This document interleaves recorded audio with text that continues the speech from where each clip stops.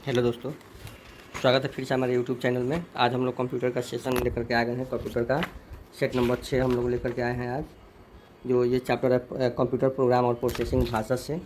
तो आइए हम लोग यहाँ से सेट आज शुरू करते हैं। तो आज का पहला सेट है कंप्यूटर का। कह रहा है कि निर्देशों का एक समूह कहलाता है। निर्देशों का एक समूह क्या कहलाता है? प्रोग्राम कहलाता है। कंप्यूटर प्रोग्राम में शामिल होते हैं। कंप्यूटर प्रोग्राम में क्या शामिल होते हैं? तो कंप्यूटर प्रोग्राम में आपका डी शामिल होते हैं। नेक्स्ट है, कंप्यूटर पर आरोपित ज़्यादातर त्रुटियाँ किस कारण होती है? कंप्यूटर पर आरोपित ज़्यादातर त्रुटियाँ जो है आपका किस कारण होती है? तो ये जो होती है आपका ऑप्शन नंबर ए, कर्मादेश त्रुटि के कारण होती है। प्रोग्रामिंग भाषाओं में इसका उपयोग करते हुए नामों के एक सेट को अन्य सेटों से अलग रखा जाता है। किसका सेट करके? तो नेम स्पेस का सेट करके। किसी टास्क को पूरा करने के लिए स्टेप बाई स्टेप प्रोसीजर्स को सेट को क्या कहते हैं? स्टेप बाई स्टेप को क्या कहते हैं? तो ये एल्गोरिथम कहते हैं। नेक्स्ट है परवाह परवाह चार्ट यानी कि फ्लो चार्ट के संबंध में कौन सा कथन गलत है? तो कौन सा कथन गलत है? तो आपका यहाँ एक एल्गोरिथम का चित्रात्मक निरूपण है, यही गलत है। यदि आपको फ्लो चार्ट में IFELS कॉन्टेक्स्ट कार्यान्वयन करना हो तो किस चिन्ह का प्रयोग करेंगे? तो किस चिन्ह का? तो हम लोग निर्य वर्ग का करेंगे। यदि आप फ्लो चार्ट में एक अधिकार मान का इनपुट लेना चाहते हैं तो किसका उपयोग करेंगे? तो समानांतर चतुर्भुज का उपयोग करेंगे। फ्लो ऑफ कंट्रोल के लिए किस चिन्ह का उपयोग किया जाता है? फ्लो ऑफ कंट्रोल के लिए किस चिन्ह का उपयोग किया जाता है? तो ये तीर का उपयोग किया जाता है। नेक्स्ट है, कौन सा चिन्ह फ्लो चार्ट की शुरुआत का समाप्ति की ओर दर्शाता है? समाप्ति की ओर दर्शाता है कौन? तो ये हो जाता है अंडकार। अगर सिंटैक्स एरर को किसके द्वारा निश्चित किया जाता है? सिंटैक्स एरर को किसके द्वारा निश्चित किया जाता है? तो किसके द्वारा किया जाता है? तो ये कंट्रोल यूनिट के द्वारा किया जाता है। जो प्रोग्राम एक सिस्टम के फंक्शन के दूसरे सिस्टम पर नकल करेगा उन्हें क्या कहते हैं? तो उन्हें जो है हम लोग क्या कहते हैं? एम्यूलेटर कहते हैं।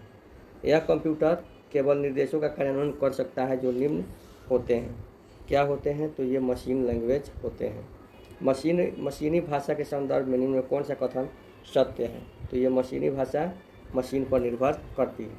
भाषा जो कंप्यूटर समझ सकता है वह है क्या? मशीनी भाषा।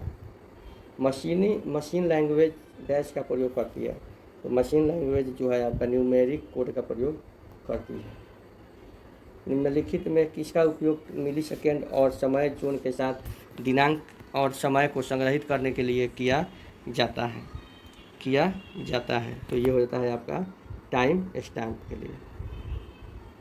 डैश में 0 और 1 में लिखे जाते हैं। क्या लिखे जाते हैं दोस्तों? तो यहाँ पे आपको लिखे जाते हैं ऑप्शन नंबर बी, मशीन भाषा। अब नेक्स्ट कह रहा है कार्यात्मक भाषा के रूप में भी जाना जाता है। कार्यात्मक भाषा के रूप में किसे जाना जाता है? तो ये जो होता है गैर प्रक्रियात्मक भाषा को। आगे है लॉजिक प्रोग्रामिंग भाषा को जाना जाता है। किसके माध्यम से जाना जाता है? तो ये गैर प्रक्रियात्मक भाषा से। कोडांतरक एक प्रोग्राम है, वह निम्न में से किससे प्रोग्राम का रूपांतरण है? किसका है? तो ये जो है कोडांतरण से मशीन तक का। डैश भाषा एक उच्च स्तरीय भाषा नहीं है। कौन भाषा एक उच्च स्तरीय भाषा नहीं है? तो असेंबली। असेंबलर का क्या कार्य है? तो असेंबलर का कार्य है असेंबली भाषा को यंत्र भाषा में परिवर्तित करना।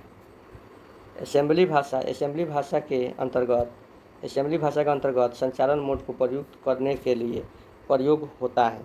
किसका प्रयोग होता है? तो स्मृति सहायक का प्रयोग होता है। असेंबली भाषा क्या है? तो असेंबली भाषा जो है आपका मशीन डिपेंडेंट भाषा है। असेंबली लैंग्वेज में प्रयुक्त ट्रांसलेटर प्रोग्राम को क्या कहते हैं? तो क्या कहते हैं ट्रांसलेटर प्रोग्राम को? क्या कहते हैं? तो ये असेंबलर कहते हैं। कौन सी प्रोग्रामिंग भाषा बिट्स की धारा के रूप में लिखी जाती है? तो कौन सी? तो ये होता है उच्च स्तरीय भाषा। ठीक है। इनमें से कौन सी वैज्ञानिक कंप्यूटर भाषा है? तो ये होती है आपका फोरट्रॉन।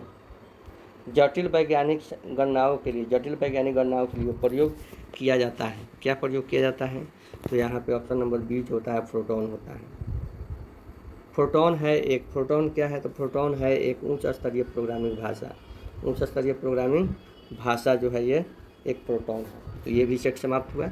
चलिए मिलते हैं फिर से नेक्स्ट सेट में, तब तक के लिए जय हिंद दोस्तों।